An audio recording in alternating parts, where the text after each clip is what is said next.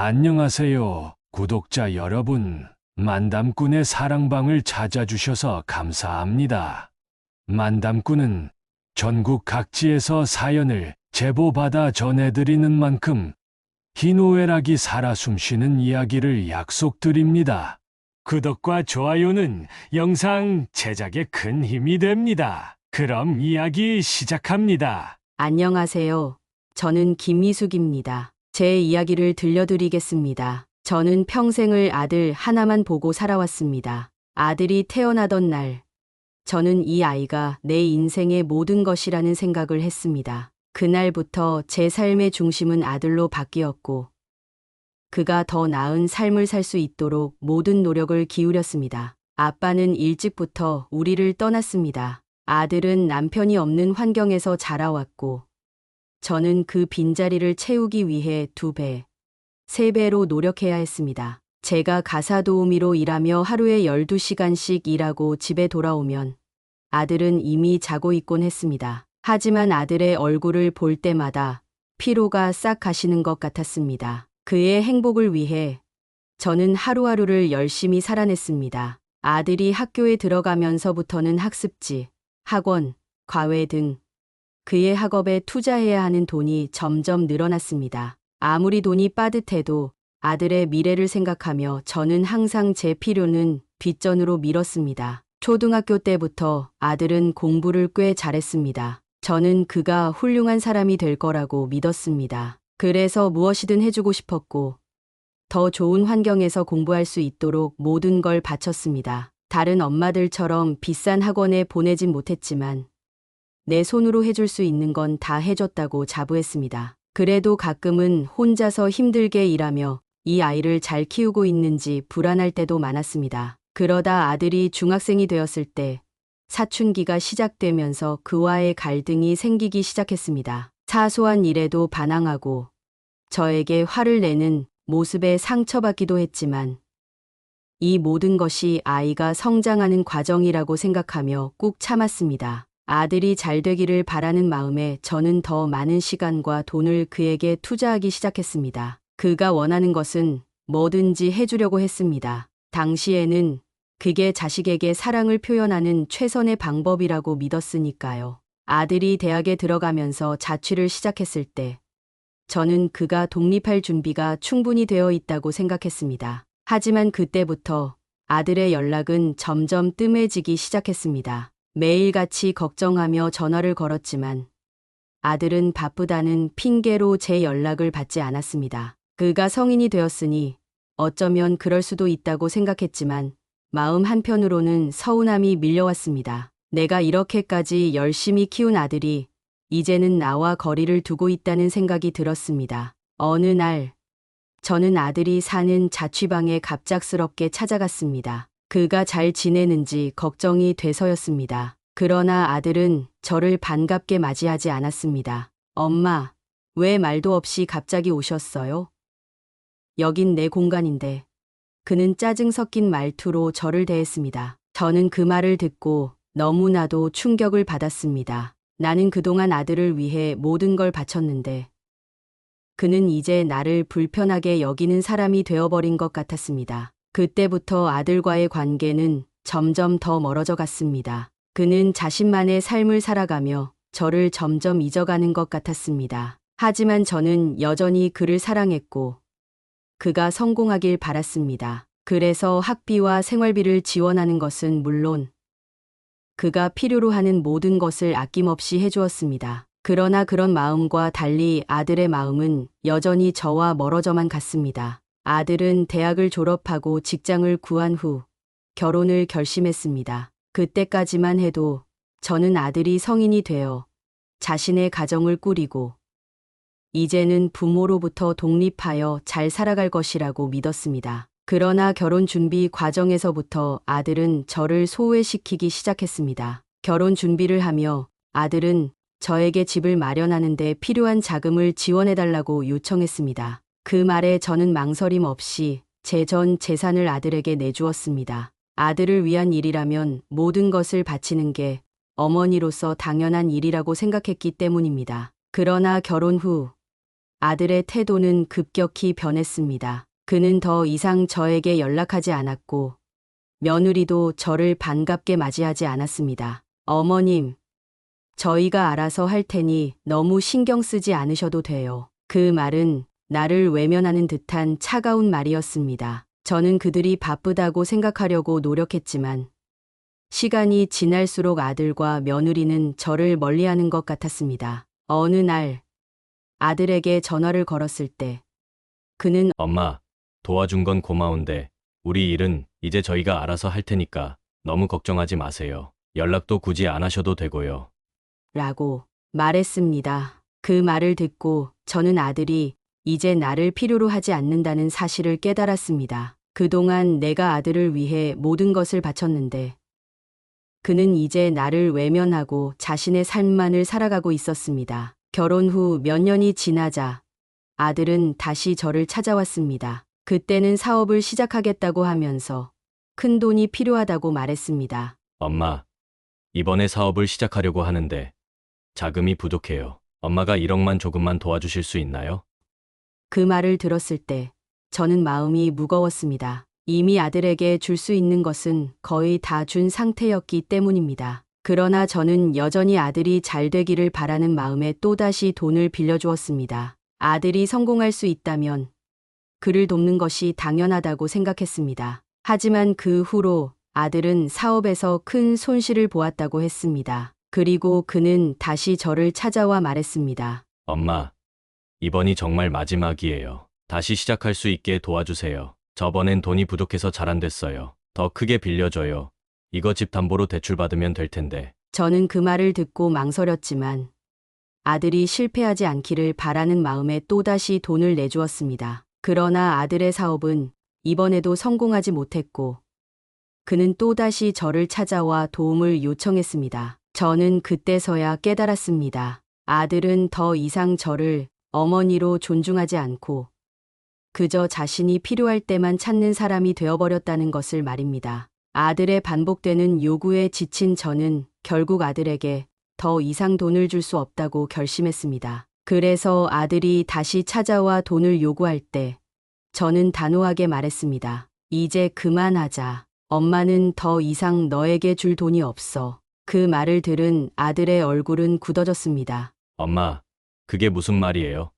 지금까지 해주셨던 것처럼 이번에도 해주실 수 있잖아요. 저는 그 말을 들으며 더 이상 아들을 이해할 수 없었습니다. 내가 그동안 얼마나 많은 것을 희생했는지 아들은 전혀 알지 못하는 것 같았습니다. 아들은 결국 저를 원망하며 말했습니다. 엄마 갑자기 왜 그래요? 그동안 내가 원하는 대로 다 해주셨잖아요. 그런데 이제는 나를 돕지 못하겠다고요? 그의 말은 저를 더 깊은 상처로 몰아넣었습니다. 저는 아들에게 말했습니다. 내가 나를 위해 해준 건 무엇이니? 나는 평생 너를 위해 살아왔지만 너는 나를 배신하고 은혜를 모른다. 그 말에 아들은 아무 말도 하지 않고 자리를 떠났습니다. 그 후로 우리는 더 이상 연락하지 않게 되었습니다. 제가 그토록 사랑했던 아들이 이제는 저를 무시하고 배신하는 사람이 되어버 아들과의 관계가 소원해지고 나서 며느리와의 관계도 문제가 되기 시작했습니다. 아들이 결혼할 때까지만 해도 며느리는 저를 존중해주는 사람처럼 보였습니다. 그러나 시간이 지나면서 그녀는 저와의 거리를 두기 시작했습니다. 처음에는 바쁘다며 저를 자주 찾지 않았지만 점차 저를 무시하는 태도를 보이기 시작했습니다. 어느 날 며느리에게서 전화가 왔습니다. 어머님, 집안일을 도와주실 수 있나요? 저희가 요즘 너무 바빠서요. 저는 아들 부부와의 관계를 좀 풀 기회라 생각하고 흔쾌히 도와주겠다고 했습니다. 집안일을 도와주고 같이 식사도 하며 냉담한 분위기를 바꿔보려고 노력했던 것이죠. 아들이나 며느리에게 도움이 될 수 있다면 저는 기꺼이 무슨 일이든 할 준비가 되어 있었습니다. 그런데 집에 가보니 며느리는 전혀 제가 와 있는 것에 대해 고마워하는 기색이 없었습니다. 오히려 저를 당연한 일꾼처럼 대하며 집안일을 시켰습니다. 며느리는 점점 더 요구를 늘렸습니다. 처음에는 소소한 일들이었지만 나중에는 가게 일을 도와달라며 저를 부려먹기 시작했습니다. 어머님, 이번 주말에 저희 대신 가게에 좀 나가주실 수 있나요? 우리 부부가 약속이 있어서요. 저는 마지못해 그들의 부탁을 들어주었지만 점차 저의 역할이 부담스럽게 느껴졌습니다. 내가 그들의 손발 노릇을 해야만 하는 것인가 하는 생각이 들기 시작했습니다. 며느리와의 갈등이 점점 커지던 중 한 가지 충격적인 사실을 알게 되었습니다. 아들과 며느리가 돈이 필요하다며 계속 저에게 돈을 요구했던 이유 중 하나는 며느리가 그 돈을 자신의 친정에 보냈다는 것이었습니다. 아들은 그 사실을 모르는 것 같았지만 저는 우연히 그 사실을 알게 된 후 큰 충격을 받았습니다. 어느 날 며느리의 통화 내용을 우연히 듣게 되었습니다. 그녀는 자신의 어머니와 통화하며 엄마, 이번에 또 돈을 보냈어. 아마 시어머니는 모르겠지. 다음 달에도 좀 더 보낼 테니까 그때까지 기다려. 라고 말하는 것이었습니다. 그 순간 저는 며느리가 그동안 나에게 요구했던 돈이 모두 그녀의 친정으로 흘러가고 있다는 사실을 알게 되었습니다. 그동안 아들이 사업을 하느라 돈이 부족하다는 말에 속아 나는 모든 돈을 내어주었는데 그것이 며느리의 친정으로 들어가고 있었다니 배신감에 몸이 떨렸습니다. 아들에게 이 사실을 말해야 할지 아니면 그저 참아야 할지 고민하다가 결국 아무 말도 하지 못했습니다. 아들에게 이 사실을 말하면 일이 더 커질 것 같아서였습니다. 며느리의 행동에 의구심을 품고 있던 어느 날 아들은 다시 저를 찾아왔습니다. 이번에는 투자 사업이 실패해서 큰 빚을 졌다는 이야기였습니다. 엄마, 저희가 이번에 사업을 다시 시작하려고 하는데 돈이 많이 필요해요. 마지막으로 도와주시면 정말 잘 해낼 자신이 있어요. 아들은 그렇게 말하며 이번에는 정말 마지막이라고 약속했습니다. 하지만 저는 더 이상 아들에게 믿음을 가질 수 없었습니다. 그동안 내가 준 돈이 며느리의 친정으로 흘러들어갔다는 사실을 알고 있었기에 아들이 말하는 모든 것이 믿기지 않았습니다. 하지만 아들의 간절한 눈빛을 보고 나니 마음이 약해져 다시 한번 도와주기로 결심했습니다. 그러나 아들은 또다시 사업에서 실패했고 그 후로는 더 이상 저를 찾아오지 않았습니다. 그들은 나를 완전히 외면한 채 자신들만의 삶을 살아갔습니다. 나는 그동안 모든 것을 바쳤지만 아들은 또다시 나를 배신한 것입니다. 몇 달이 지나 오랜만에 아들이 집에 찾아왔습니다. 하지만 그 방문은 전혀 반갑지 않은 내용으로 시작되었습니다. 아들은 말했습니다. 엄마, 이제 엄마 집도 팔고 이사 가실 때가 됐어요. 요즘 부동산 시세가 좋으니 돈을 좀 마련해서 저희 사업에 투자하면 다시 일어설 수 있을 것 같아요. 저는 그 말을 듣고 기가 막혔습니다. 이제는 내 집마저도 팔아서 그들의 사업에 투자하라고? 나는 이미 그들에게 모든 것을 줬는데 이제는 내가 평생 모아온 집마저 내놓으라는 것입니다. 아들은 내가 거절하자 냉담하게 말했습니다. 엄마가 이렇게 도와주지 않으면 저희도 더 이상 방법이 없어요. 그동안 해주셨던 것처럼 이번에도 해주셔야 하지 않겠어요? 그 말을 듣고 저는 참았던 눈물을 흘리며 말했습니다. 나는 너희에게 모든 걸 줬어. 내 평생을 바쳤고 내 인생을 모두 너희에게 희생했어. 그런데 이제 와서 내 집마저도 팔라고?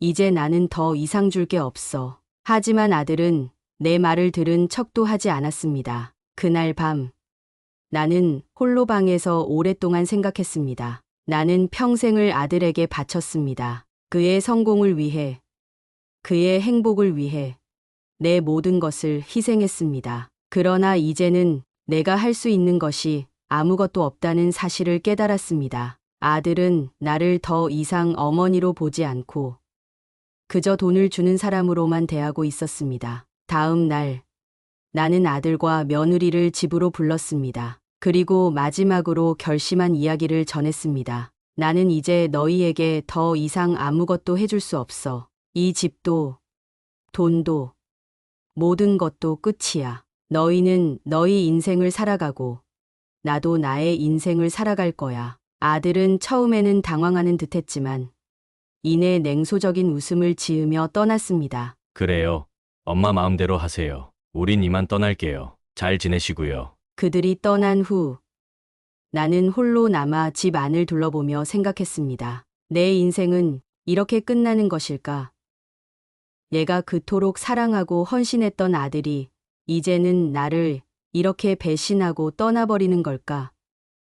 하지만 그 순간 나는 내가 선택한 길을 후회하지 않기로 결심했습니다. 이제는 내 자신을 위해 살아가야 할 때라는 것을 깨달았습니다. 아들과 관계를 끊은 후 제 집만큼 제 마음은 고요했습니다. 그동안 아들과의 갈등으로 매일같이 불안하고 긴장된 상태였는데 이제는 그마저도 사라지고 말았습니다. 마치 오랫동안 폭풍 속에 살다가 갑자기 고요한 바다에 떠 있는 기분이었습니다. 처음엔 그 고요함이 어색했고 심지어는 무섭기도 했습니다. 하지만 차츰 시간이 지나면서 저는 그 고요 속에서 위안을 찾기 시작했습니다. 아들이 없다는 것은 처음엔 허전하고 외로웠지만 그간의 갈등이 더 이상 없다는 것만으로도 마음이 편해졌습니다. 아들의 요구와 배신에 시달리며 느꼈던 고통이 이제는 조금씩 희미해져 갔습니다. 저는 오랜만에 마당에 나가 햇볕을 쬐며 정원을 가꾸기 시작했습니다.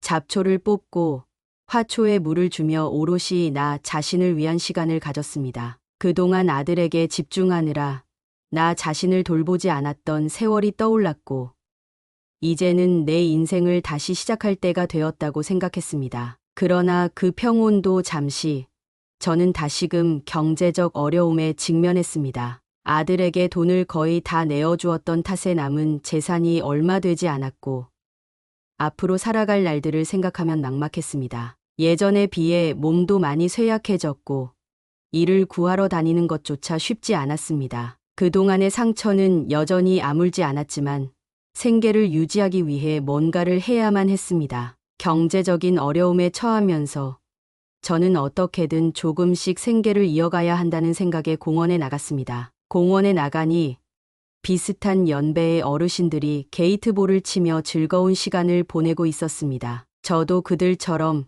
조금이라도 외로움을 달랠 수 있을까 싶어 게이트볼 모임에 조심스럽게 다가갔습니다. 처음엔 낯설었지만 동네 어르신들은 저를 따뜻하게 맞아주었습니다. 그들은 오랫동안 알고 지낸 친구들처럼 저를 반겨주며 함께 어울릴 기회를 주었습니다. 그들과 함께 시간을 보내며 저는 조금씩 외로움을 잊기 시작했습니다. 그들은 각자의 사연을 가지고 있었고 저처럼 자식에게 배신당한 사람도 있었습니다. 우리는 서로의 이야기를 나누며 위로를 받았고 그 과정에서 저는 다시 살아갈 힘을 얻었습니다. 특히 그중 한 친구는 저와 비슷한 상황을 겪은 사람으로서 저에게 큰 힘이 되어 주었습니다. 그는 말했습니다. 우리 나이에 너무 자식들만 바라보지 말고 이제는 나 자신을 위해 살아야 해. 그게 나 자신을 사랑하는 법이야. 그 말은 제게 큰 위로가 되었고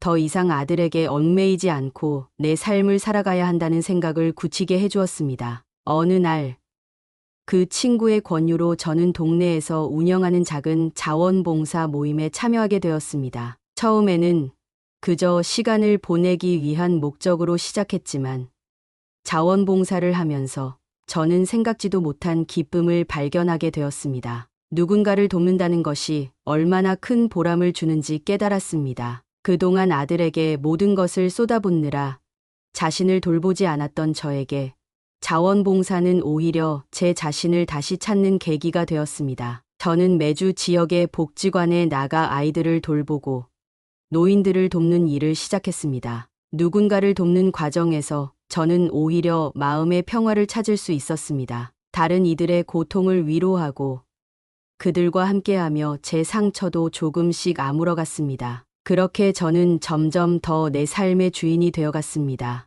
이제 저는 더 이상 아들에게 기대지 않고 내 자신을 위한 삶을 살기 시작했습니다. 그리고 그 과정에서 발견한 것은 나 스스로도 충분히 행복할 수 있다는 사실이었습니다. 자식을 위해 모든 것을 바치고도 남은 것이 없다고 생각했지만 이제는 나 자신을 사랑하고 내 삶을 다시 시작할 수 있다는 것을 깨달았습니다. 어느 날 예상치 못한 전화가 왔습니다. 아들이었습니다. 한동안 연락이 끊겼던 아들이 갑자기 저에게 전화를 걸어왔을 때 저는 반가움보다 불안함이 먼저 들었습니다. 이번에는 또 무슨 이유로 나를 찾는 걸까? 아들의 목소리는 평소와 달리 나지막하고 약간 떨리는 듯했습니다. 엄마, 저 미안해요. 정말 죄송해요. 이 말을 들었을 때 순간 당황스러웠습니다. 그동안 냉정하고 이기적으로 행동했던 아들이 갑자기 사과를 해오다니. 엄마가 그동안 저를 얼마나 많이 도와주셨는지 이제야 알 것 같아요. 제가 정말 나쁜 놈이었어요. 이제 와서 이런 말 한다고 달라질 건 없겠지만 정말 미안해요. 아들의 진심, 어린 사과에 저는 한동안 말없이 있었습니다. 너무나도 오랜 시간 동안 아들에게 상처받고 배신당했던 기억들이 스쳐 지나갔습니다. 그러나 아들의 사과를 듣고도 쉽게 마음을 열 수 없었습니다. 이제 와서 미안하다고 해봤자 그동안의 상처가 모두 사라지는 건 아니었기 때문입니다. 아들의 사과를 받아들일지 말지 고민하고 있을 때 아들은 또다시 저에게 한 가지 부탁을 해왔습니다. 그래서 말인데 엄마, 이번에 정말 마지막으로 한 번만 더 도와주세요. 제가 사업을 새로 시작하려고 하는데 조금만 투자해 주시면 정말 열심히 해서 잘 될 거예요. 아들의 말을 듣는 순간 그동안의 배신이 떠올랐습니다. 이미 여러 번 속았던 기억이 다시 한번 제 가슴을 아프게 했습니다. 하지만 이번에는 진심으로 후회하고 있는 것처럼 보였습니다. 아들은 계속해서 저에게 간절히 부탁했고 저는 다시 한번 고민에 빠졌습니다. 결국 저는 이번에는 확고하게 마음을 먹고 아들에게 말했습니다. 이제 그만하자. 내가 너를 더 이상 도와줄 수는 없어. 나도 내 인생을 살아야 해. 아들은 처음에는 당황한 기색이었지만 이내 체념한 듯 말했습니다. 알겠습니다. 엄마. 그래도 이제는 엄마 말씀을 존중할게요. 그동안 정말 죄송했습니다. 그렇게 저는 아들의 요구를 단호하게 거절했습니다. 이번만큼은 다시 속지 않겠다는 결심을 한 순간 마음속에 작은 평안이 찾아왔습니다. 어느 날 동네 복지관에서 자원봉사를 하던 중 뜻밖의 인연을 만났습니다. 저보다 나이가 조금 더 많은 한 할머니가 다가와 저와 이야기를 나누기 시작했습니다. 그녀는 평생 자식을 위해 희생하며 살아왔지만 결국 자식들에게 배신당한 후 홀로 남겨졌다는 이야기를 털어놓았습니다. 그녀의 이야기는 제 이야기와 너무나도 닮아 있었습니다. 우리는 서로의 이야기를 나누며 금세 가까워졌습니다. 그녀는 저에게 말했습니다. 우리는 이제 자식에게서 벗어나 우리 자신을 위해 살아야 해요. 자식들이 우리를 어떻게 대하든 이제는 우리 삶을 새롭게 만들어가는 게 중요하죠. 그녀의 말은 저에게 큰 위로가 되었습니다. 그 후로 우리는 자주 만나 함께 시간을 보내며 서로의 상처를 치유해 갔습니다. 그녀와 함께 동네 어르신들 모임에도 나가고 함께 여행을 다니기도 했습니다. 자식을 떠나보낸 후 홀로 남겨진 외로움은 점점 사라졌고 저는 새롭게 얻은 인연 덕분에 다시금 삶의 활력을 찾을 수 있었습니다. 그렇게 시간이 더 지난 어느 날 모르는 번호로 연락이 왔습니다. 할머니, 저 할머니가 보고 싶어요. 엄마, 아빠가 할머니에 대해 이야기해 주셨는데 엄마, 아빠가 많이 그리워하고 죄송해하고 있대요. 그래서 제가 할머니에게 전화했어요. 이번에는 아들이 아니라 손자였습니다. 어느새 자라서 중학생이 된 손자는 저에게 전화를 걸어왔습니다. 손자의 전화를 받았을 때 저의 마음은 묘하게 흔들렸습니다. 아들과 며느리에게 상처받고 난 후 나는 다시 그들과의 관계를 이어갈 생각이 전혀 없었습니다. 하지만 손자의 순수한 목소리에서 느껴지는 진심은 제 마음을 녹이기 시작했습니다. 그 후로 저는 손자와 조금씩 연락을 주고받기 시작했습니다. 손자는 가끔씩 저에게 자신의 이야기를 털어놓으며 저와 가까워지기 시작했고 저는 아이와의 새로운 관계 속에서 다시금 가족의 의미를 찾게 되었습니다. 손자와의 관계는 제가 아들에게 느꼈던 상처를 조금씩 치유해 주었고 이제는 다시 아들과 며느리를 용서해 보려고 합니다. 이런 저의 생각 괜찮을까요? 여러분들의 의견을 말씀해 주시면 고맙겠습니다.